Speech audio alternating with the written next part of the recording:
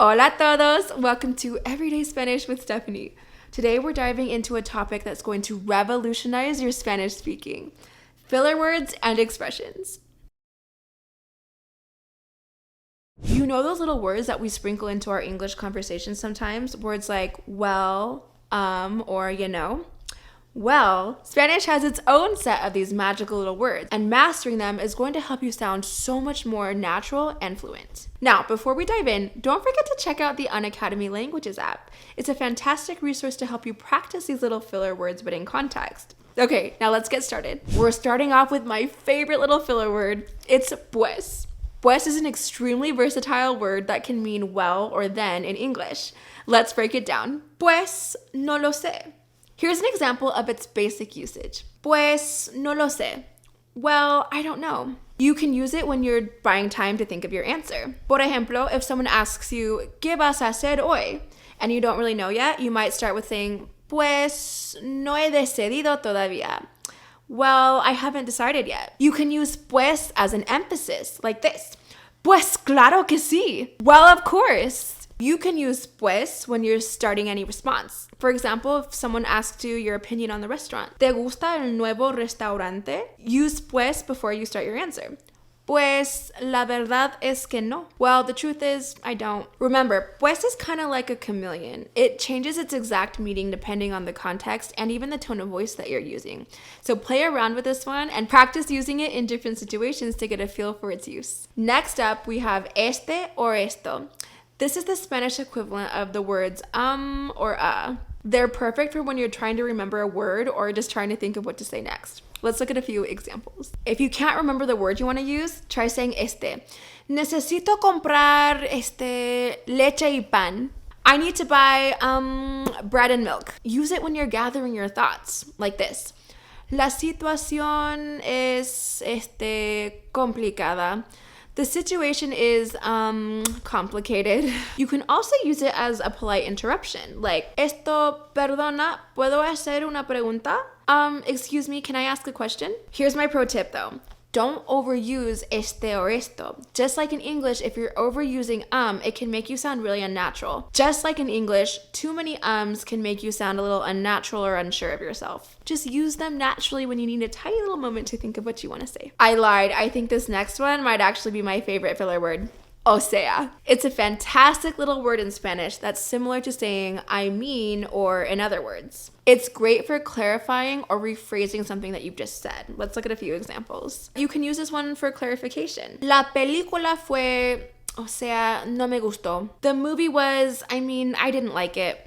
Use it for rephrasing something. Es un trabajo difícil. O sea, requiere mucha dedicación. It's a difficult job. In other words, it requires a lot of dedication. You can use it to come to a conclusion, like this. O sea que no vienes a la fiesta.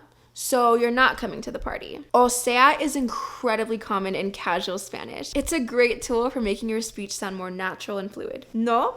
This is a word that's added to the end of many Spanish sentences, kind of in the same way that we add right or you know in English. It's a way to check for agreement or add a conversational touch. Let's check it out in action. You can use it when you're seeking agreement, like this. Hace mucho calor hoy, ¿no?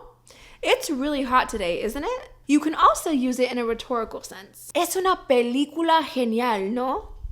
It's a great movie, right? You can also use this one for kind of softening your statements just a little bit, like this.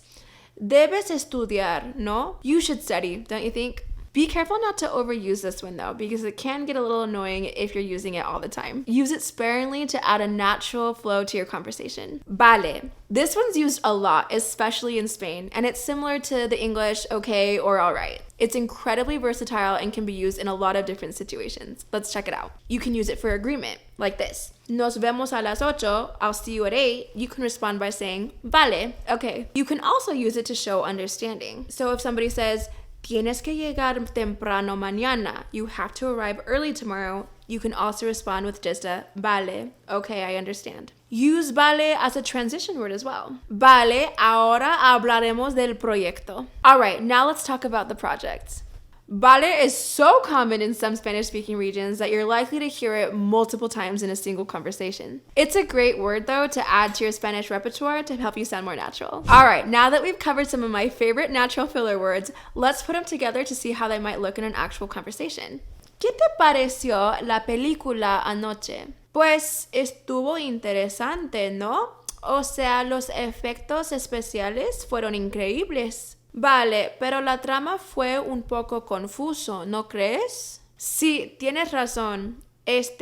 Creo que necesito verla otra vez para entenderla. ¿Quieres ir a verla de nuevo este fin de semana? Vale, buena idea. See how natural that sounded? By incorporating these filler words, that conversation just flowed and felt more authentically Spanish. Now it's your turn to practice. I want you to try incorporating some of these filler words into your Spanish conversations this week. Start with one or two and then gradually add a few more as you feel more comfortable. Remember, the key is to use them naturally, not try to force them into every sentence. Listen to native Spanish speakers and notice how they're using them in their sentences. You can find great examples in Spanish podcasts, TV shows, or even the conversation practice feature in the Unacademy Languages app. Okay, let's do a quick recap of the filler words that we learned today. Pues, which can mean well. Este or esto, which can mean or O sea, which is I mean, or in other words, no, which is right, and vale, which means okay. Using these words is going to make your Spanish sound so much more natural and fluent. But remember, like with any other language concept, it's going to take some practice and time. Don't get discouraged if at first it feels awkward when you're trying to use these words. Just keep at it, and soon these words are going to be part of your Spanish vocabulary. Thank you for joining me today on Everyday Spanish with Stephanie. If you found this video helpful, please like and subscribe for more Spanish learning tips and tricks. And don't forget to check out the Unacademy Languages app for more practice opportunities. Hasta la próxima. See you next time.